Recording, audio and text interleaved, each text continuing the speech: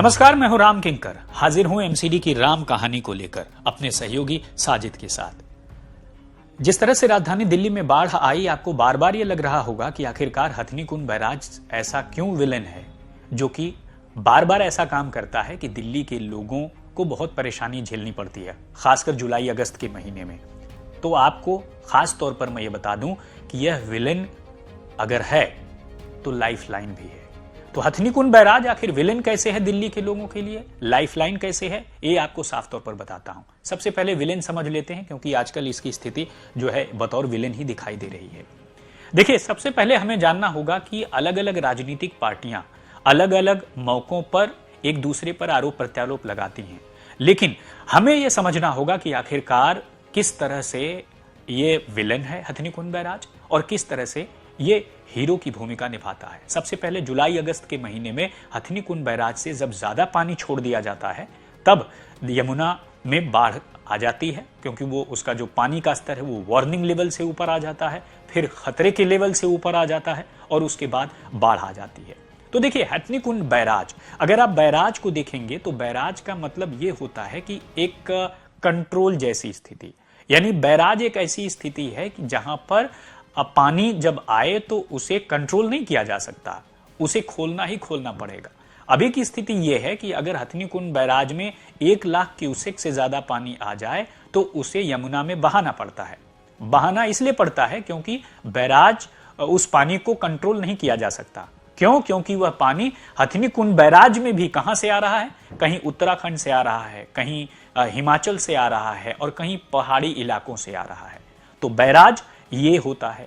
दूसरा, अगर बात करें बांध की, बात मैं करूं तो बांध या डैम में ये होता है जहां पर पानी को इकट्ठा किया जा सकता है, कंट्रोल किया जा सकता है, उसे रोका जा सकता है, और यही वजह है कि बांध बनाए जा सकते हैं। तो अगर यह कहा जाए कि हथनी कुंड बैराज से पानी खोलना पड़ा या खोल दिया गया जानबूझकर, तो बताइए रोका कैसे जा सकता है वहां पर, क्योंकि वो तो बैराज है।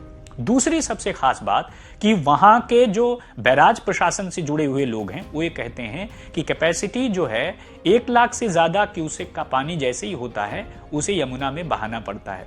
क्योंकि उसे डाउन फ्लो इसलिए किया जाता है ताकि वो बैराज को क्षति न पहुंचा सके और साथ ही साथ वो फ्लो करता रहे।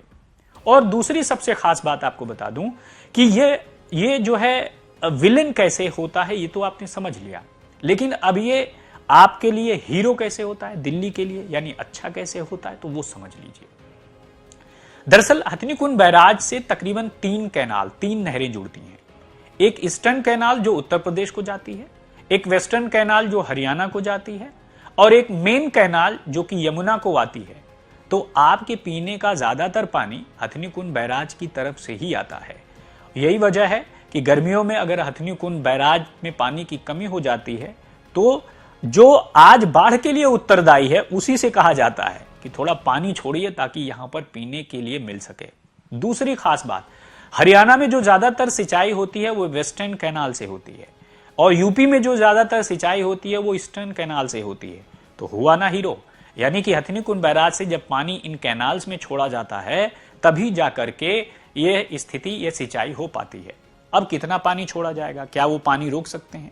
तो साफ है कि जो सेंट्रल वाटर कमीशन है उसके तहत जो समझौते हुए हैं वह उत्तर प्रदेश, हरियाणा की सरकार और साथ ही साथ दिल्ली की सरकार एक समझौते के तहत, एक गाइडलाइंस के तहत, सेंट्रल वाटर कमीशन की गाइडलाइन उसके तहत बंधी हुई है। एक एमओयू साइन हुआ है और उसमें क्षमता के हिसाब से, यानी किसकी कितनी क्षमता है उसके हिसाब से ही बैराज के जरिए वहां कैनाल में पानी छोड़ा जाता है।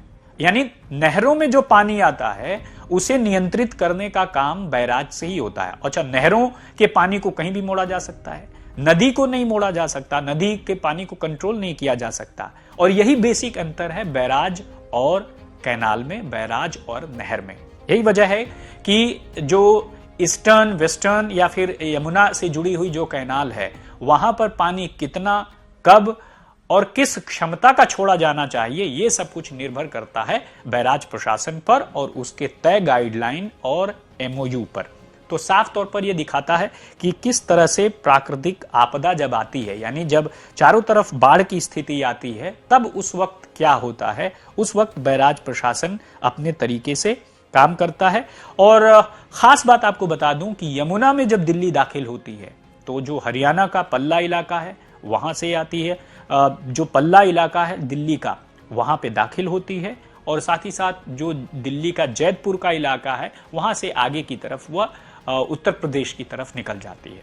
और साथ ही साथ आपको यह भी बता दूं तकरीबन 26 ब्रिज और 3 बैराज अभी राजधानी दिल्ली में हैं। और साफ तौर पर अलग अलग ये हथनीकुंड बैराज का अगर हम समझ लेते हैं तो इतिहास के आईने में मैं आपको बता दूं कि यह बनना शुरू हुआ था 1996 में, और 1999 में इसका काम पूरा हुआ। 168 करोड़ की लागत से यह बना था और तकरीबन 360 मीटर लंबा बैराज है। 10 गेट इसमें लगे हुए हैं, जी हां 10 गेट लगे हुए हैं जो इसके पानी को नियंत्रित करते हैं। और दिल्ली, यूपी, हरियाणा ही नहीं, देश के 5 राज्यों में पानी की आपूर्ति के लिए उत्तरदायी होता है। तो हुआ ना हीरो जो आज विलेन दिख रहा है। बहरहाल एमसीडी की राम कहानी में फिलहाल इतना ही, फिर हाजिर होंगे। तब तक के लिए मुझे और मेरे सहयोगी साजिद को दीजिए इजाजत। धन्यवाद।